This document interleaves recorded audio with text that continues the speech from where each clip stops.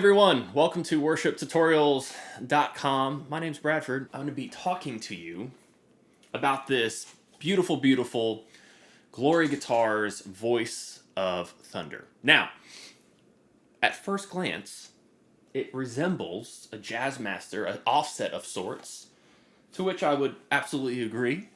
But what we have is a killer, in my opinion, and I think Jim, the owner, builder at Glory Guitars, would say the same thing. A killer guitar for praise and worship style music. Now, it'd be killer for any style of music, in all honesty, right? But a couple reasons why I would say that. And I normally don't like saying those kind of things about instruments or pedals or the modelers and stuff. Like, people ask us all the time, what's best for worship? You know, what's best for praise and worship. And I get the sentiment behind it.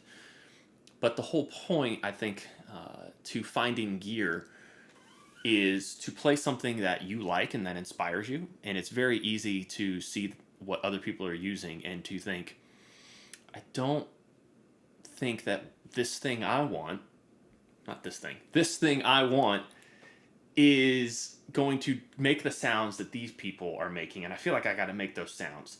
Another topic, I bring this up often, grab what inspires you. This thing, I saw it first and was inspired by this thing, by this beautiful Voice of Thunder. The VOT, if you will. I mean, check out this cool little headstock dealio. There's a focus and boom. It's relicked very tastefully. There's some checking on it. There's some scuffs on it, which honestly just means that you don't have to worry about something happening to it. It's just already broken in for you. But I like it. It's like a matte finish in olive green.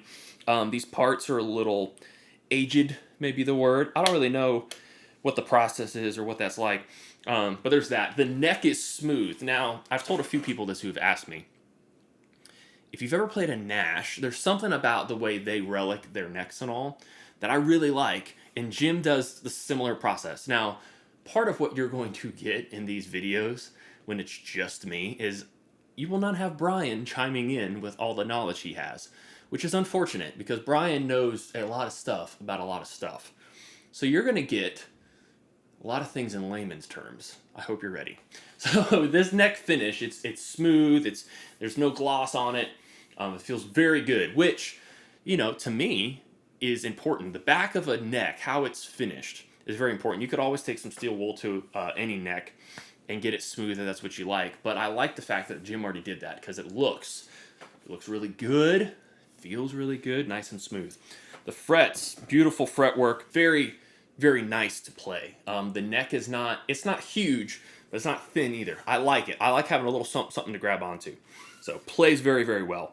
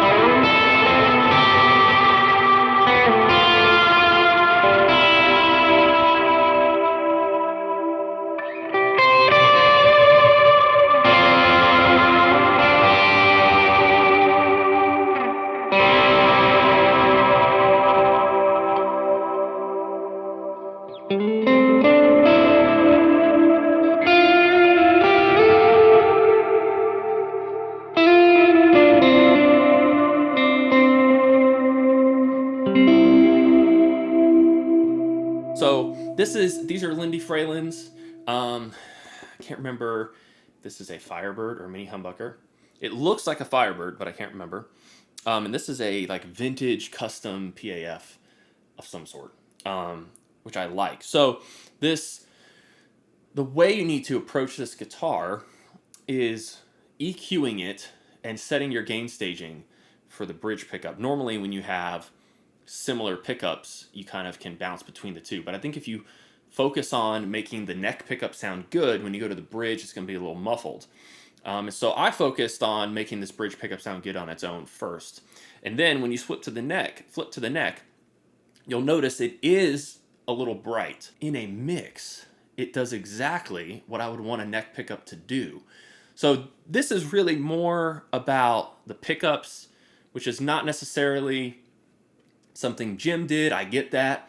I know we're talking about the guitar, but Jim told me that he really liked this configuration for praise and worship for those reasons. And I get it, and that's why I'm talking about it. So you could roll volume back. What I have done considerably, pretty often, is keep this switch neck, right? You got neck, middle for both, and then bridge, right? Kept this switch rolled back a little bit to like 8.5, 9, something like that. And same with volume. And then same with tone, kept it rolled back maybe about 8, okay? Which made this neck pickup a little warmer. Now, Jim has this thing called the glory switch right here. The glory switch basically bypasses all the circuitry and takes this bridge pickup and it goes straight to the jack. So I don't think you can tell, it's not drastic, but it's still, you can tell there's a little something, there's a little extra sweetness when you use it. So I love using it, it's great.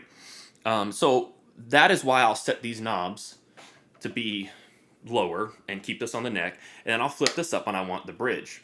Now, when you do that, it bypasses these controls, right? Like I said, so it's pure. This thing's wide open, tone, volume, everything, straight to the output jack. Very, very cool.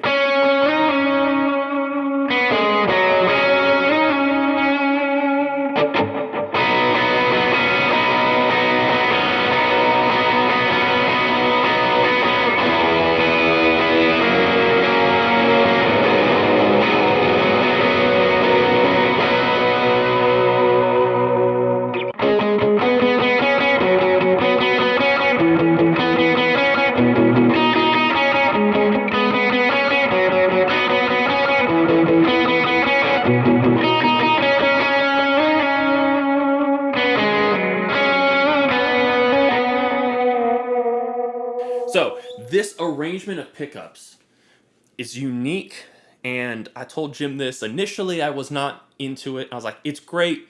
They sound good when I EQ them individually. And I said that, but then I got to use it. I used it one more time on a Sunday. I got to send this back to Jim, unfortunately. I used this one more time on a Sunday, and I really liked it. For whatever reason, at that point, I kind of approached it more as, this is intentional. This was by design, so let me try to utilize it the way he suggested it. And I say that you should definitely be using instruments that suit your needs and that are inspiring to you always. Again, that's my mantra. That's our mantra. We say that all the time. But I was really into this guitar, and hearing Jim talk about it, I really wanted to utilize it the way he intended to get the most out of it, and it changed my perspective. So I love it. Very, very cool. Great sounds with a PAF. The PAF is becoming a favorite flavor of mine. I really love that sound. I used to not like humbuckers much at all.